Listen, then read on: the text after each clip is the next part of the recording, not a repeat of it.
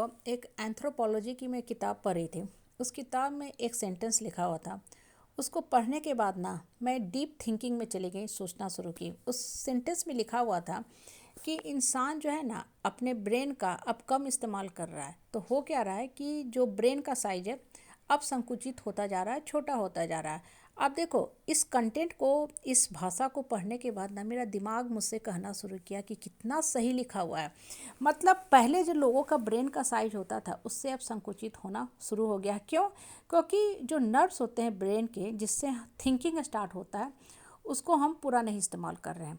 अब ये गौर करो ना, तो ये जो छोटी सी बात है हमें जीवन की बहुत बड़ी शिक्षा देती है। हर चीज़ देखो कहीं ना कहीं जाके अल्टीमेटली कोरिलेट ही हो जाता है, मिल जाता है एक ही बिंदु पे।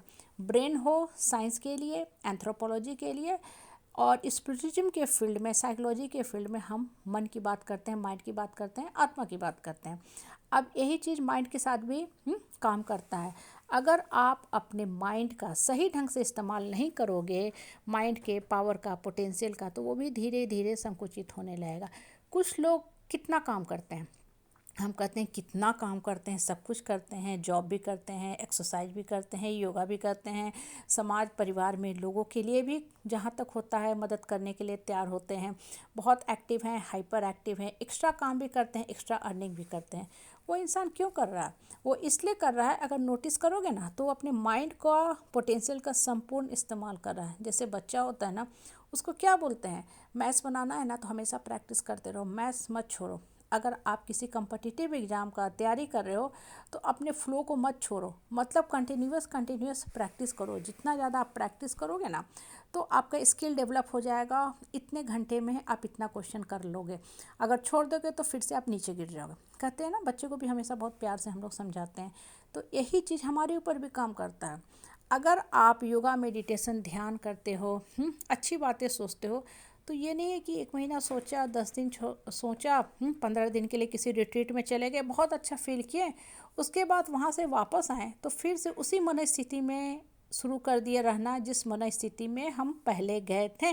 मतलब आपका जो माइंड, जब आप किसी अच्छे जगह गए हुए थे, किसी मेडिटेशन सेंटर में, हैप्पीनेस हब में, क्लब में गए हुए थे, तो आपका माइंड का जो सेल था खुलता गया, क्योंकि वहाँ सारे पॉजिटिव एटमॉस्फेयर थे, पॉजिटिव मैग्नीट्यूड था। तो आपका मन के अंदर खुशी का जो हार्मोन होता है ना, वो सिक्रेट हुआ।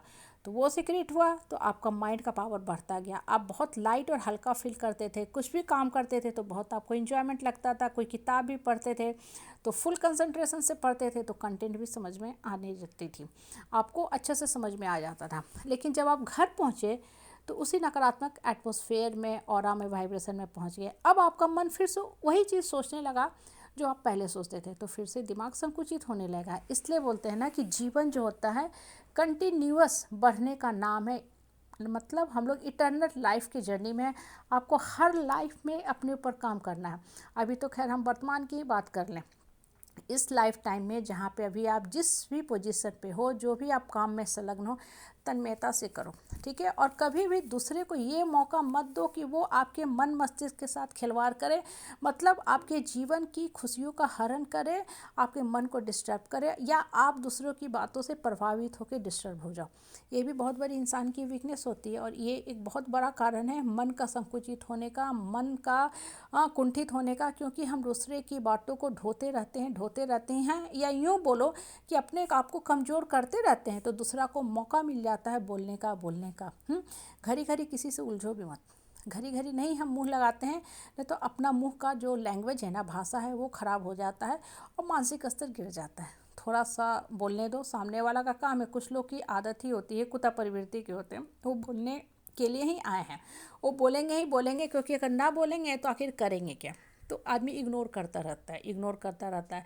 लेकिन जब पानी सर के ऊपर से बहना शुरू हो जाए, आपके जीवन पे ही आफत आ जाए, तब उस दिन खुल कर बोल दो, स्पष्ट शब्द में बोल दो कि हम अपने जीने का हक लेंगे, सर उठा के जिएंगे, ठीक है। ये आपको ताकत भी कहाँ से आएगा? ताकत आपको अंतर मन से आएगा, मन से आएगा, क्योंकि आप अपने मन का जो सेल है, माइंड का, ब्रेन का जो सेल है ना, उसको चूँकि सकारात्मक दिशा में इस्तेमाल कर रहे हो, तो आपको अंतर्मन गाइड करता जाएगा। इसलिए मन को ना हमेशा सही दिशा में लगाया करो। जितना ज़्यादा मन सही रहेगा ना, सकारात्मक सोच आपको जीवन में बढ़ने के लिए मोटिवेट करेगा, और आपको जीने की कला भी आएगी।